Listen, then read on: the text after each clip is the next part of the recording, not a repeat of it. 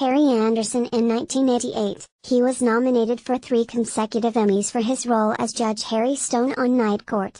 Richard Drew / Associated Press. Harry Anderson, an actor who starred as the kind-hearted, zany Judge Harry Stone on the long-running NBC comedy Night Court, was found dead early Monday at his home in Asheville, NC. He was 65. The Asheville Police Department, which confirmed the death, did not release a cause but said no foul play was suspected. Turk Pipkin, a longtime friend, said Mr. Anderson was hospitalized with the flu a few months ago and had remained sick. Anderson, who spent 9 seasons presiding over a fictional Manhattan courtroom that played host to a steady stream of oddballs, was nominated for 3 consecutive Emmys, from 1985 to 1987. Night Court, which ran from 1984 to 1992, more than held its own against juggernauts like Cheers, The Cosby Show and The Golden Girls during a storied period for television sitcoms. Night Court was nominated for 31 Emmys and won 7. John Larroquette, Markie Post, Richard Mall, Charles Robinson and Marcia Warfield starred alongside Mr. Anderson. Judge Harry Stone shared more than a first name with the actor who played him. Both the character and the man donned colorful ties, were magicians at heart and were superfans of the jazz great Mel Torme, known as the Velvet Fog, who made several guest appearances on Night Court. Mr. Anderson was a eulogist at Mr. Torme's funeral in 1999. While he earned critical acclaim and amassed a devoted fan base on Night Court, Mr. Anderson never fancied himself an actor. "I'm a magician, or a performer, by nature, and that's always what I've been," Mr. Anderson told WGN-TV in Chicago in 2014. "I was never really an actor," he said. "I was a magician who fell into a part on Cheers."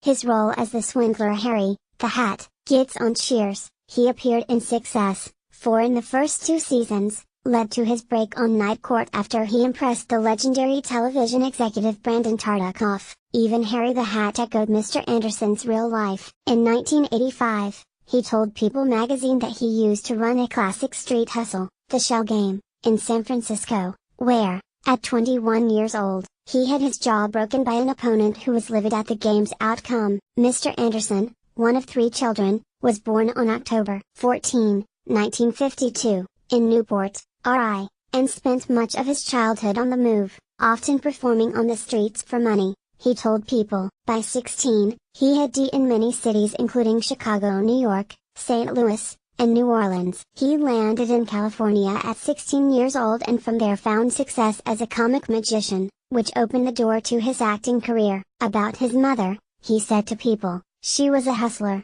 yeah. She did a lot of things. We moved around a lot, and she had a lot of men friends." His childhood, though, was not bad, he said, adding that his dubious background should not be viewed any differently from his mother's. "I respect my mother, she was very concerned with taking care of us," he said. "She did what needed to be done to try to keep us together." People find my criminal days amusing, but they find her background shocking. "I don't draw any line." Mr. Anderson told People that his father was a salesman who was mostly absent from his life, and that he had not seen him for 15 years before his death. Anderson is survived by his wife, the former Elizabeth Morgan, and 2 children from his first marriage, to Leslie Pollock, Eva Faye Anderson, a writer and producer in Los Angeles, and Dashiell Anderson, a teacher. In his late teens and early 20s, Mr. Anderson traveled the country, performing magic and opening for acts at clubs. During a stint in Austin, Texas, about 45 years ago, Mr. Anderson was performing magic on the street when he met someone else entertaining passers-by, a juggler named Turk Pipkin. The chance encounter led to a lifelong friendship and business partnership. After performing together across the United States, Mr. Anderson decided he wanted to try acting in Hollywood, and Mr. Pipkin followed him. "We were making it up as we went along," Mr. Pipkin said in an interview on Tuesday. When he gathered a crowd, people were just mesmerized. People just couldn't look away. Before Night Court, Mr. Anderson appeared on Saturday Night Live several times. He hosted the show at the height of his fame, in 1985.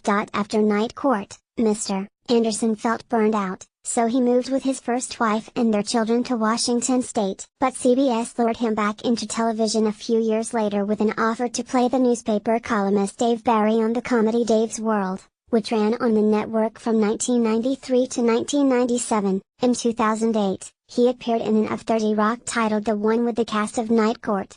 In 2000, Mr. Anderson moved to New Orleans, eager to return to his roots. It was there that Mr. Pipkin introduced him to Ms. Morgan. Once married, the Andersons opened the nightclub Oswald Speakeasy, where he performed, as well as a magic and curiosity shop, Sideshow. At first, Mr. Anderson refused to leave New Orleans during Hurricane Katrina in 2005, opting to stay in Oswald's in the French Quarter while the storm battered the city, Mr. Pipkin said.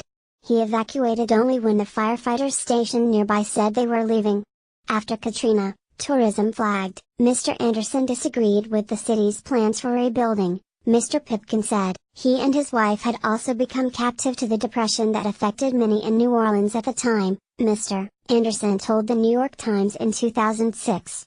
Despite efforts to support their community, Mr. Anderson opened his club for what he called French Quarter town hall meetings, and maintained their businesses. They chose to call it quits. The Andersons took a week-long vacation to Asheville, where they fell in love with an old house and decided to buy it. I'm glad we tried to stay, Mr. Anderson said, but I don't want to be the person I will be if I stay here. Matthew Hogg and John Schwartz contributed reporting.